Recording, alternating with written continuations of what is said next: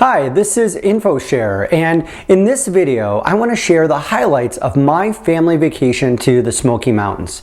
I'll spend about a minute or two on a number of activities and sightseeing adventures, and I'll provide websites to all the places that I talk about below the video.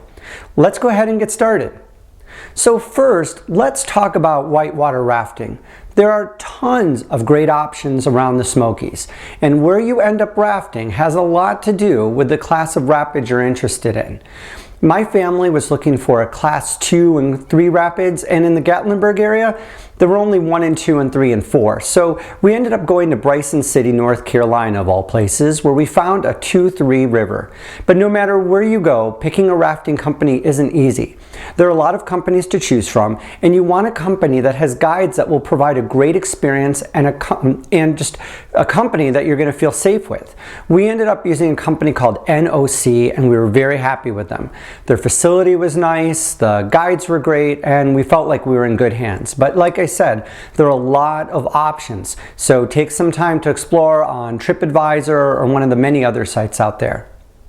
Now let's talk about zip lining, which I can't say enough about. It's completely exhilarating and great for family activity with kids as young as 7.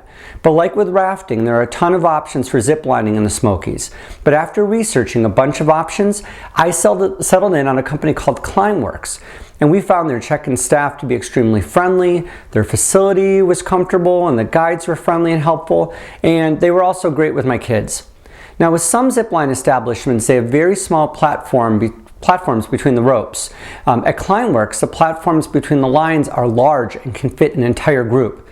Now the experience is about 2.5 hours and the views are beautiful.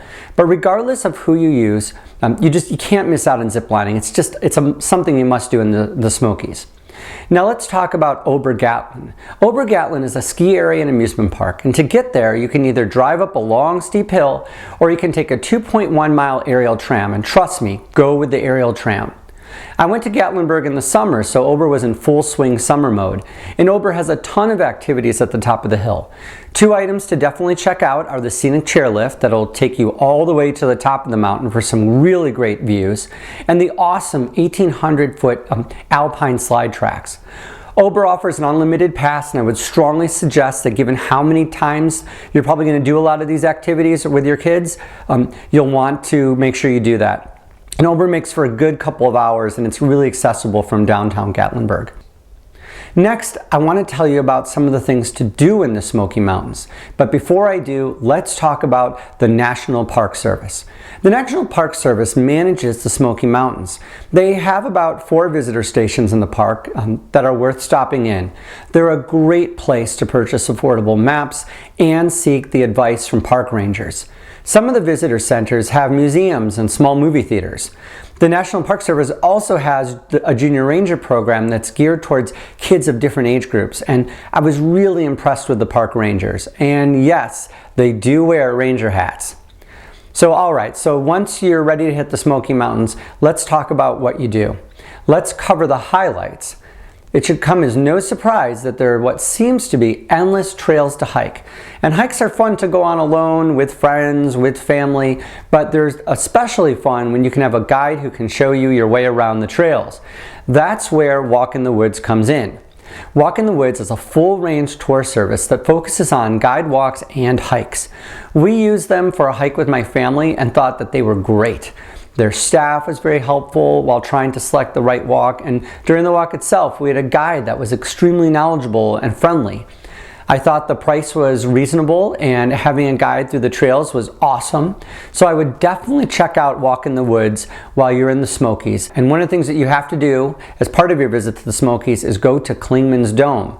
Clingmans Done is the highest point in the Smoky Mountains at 6,643 feet. And you can get to Clingmans via a paved road off of US Route 441. And to get to the top, there's a steep hill that's paved that you'll have to go up. It's a pretty good workout. Now at the top you'll find a concrete observation tower that requires just a little bit more walking to get up to. And it's pretty cool at the top even in the summer, so make sure to bring a jacket and comfortable walking shoes. Check to see if the roads are open before heading out. One of the surprise hits of our family trip was in the Smokies was making it to some place called Cades Cove. The Cove is an isolated valley surrounded by the mountains and is about 2 hours west of Gatlinburg.